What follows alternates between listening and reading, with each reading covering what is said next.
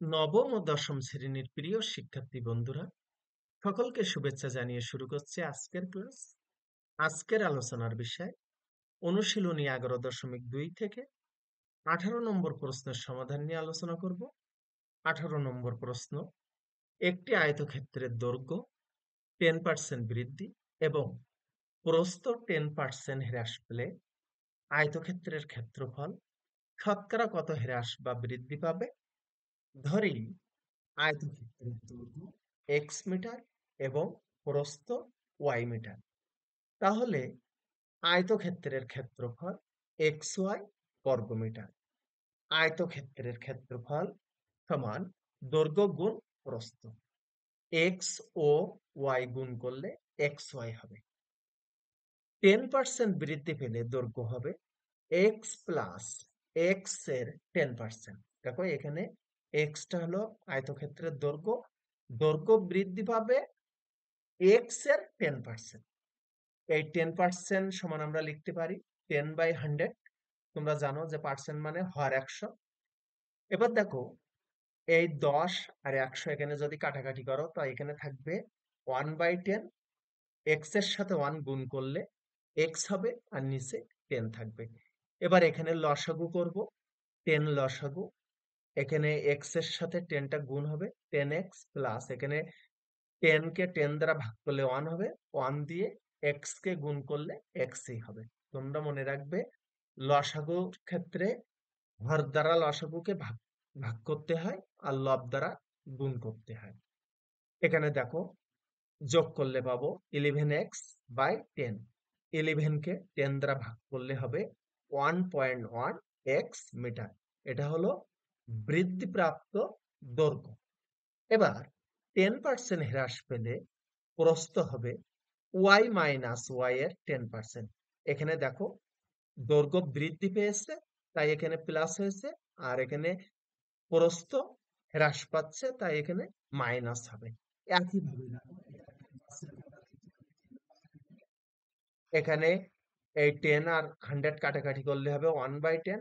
1 এর সাথে ওয়াই গুণ করলে ওয়াই হবে আর নিচে 10 থাকবে।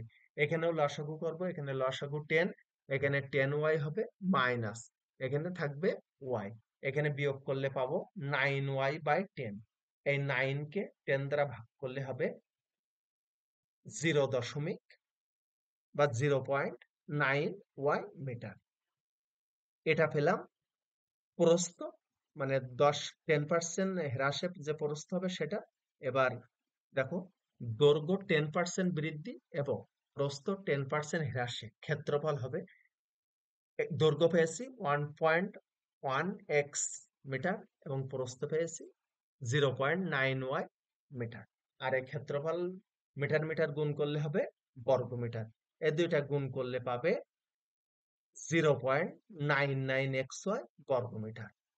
এখানে তোমরা দেখতে পাচ্ছ যে 0.99xy বর্গমিটার হয়েছে। তার মানে আমাদের প্রথমে যে ক্ষেত্রফল ছিল এক্স ওয়াই বর্গমিটার, এক্স ওয়াই বর্গমিটার মানে তোমরা এটা মনে মনে ধরতে পারো যে 1xy বর্গমিটার।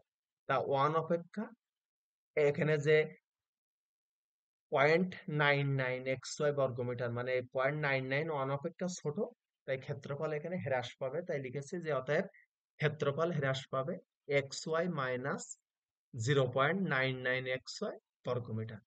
এটাকে 1xy ধরতে পারো। এবার এখানে 1xy থেকে 0.99xy বিয়োগ করলে তোমরা ক্যালকুলেটরে 1 মাইনাস এটা লিখবে 0.99 করলে পাবে 0.01 আর এখানে xy থাকবে। এবার দেখো ক্ষেত্রফল xy বর্গমিটারে হ্রাস পাবে 0.01xy বর্গমিটার। অতএব ক্ষেত্রফল 1 বর্গমিটারে হ্রাস পাবে, 1 বর্গমিটারে কম হবে, কম হলে ভাগ। তাই দেখো এখানে লিখেছি 0.01xy/xy বর্গমিটার।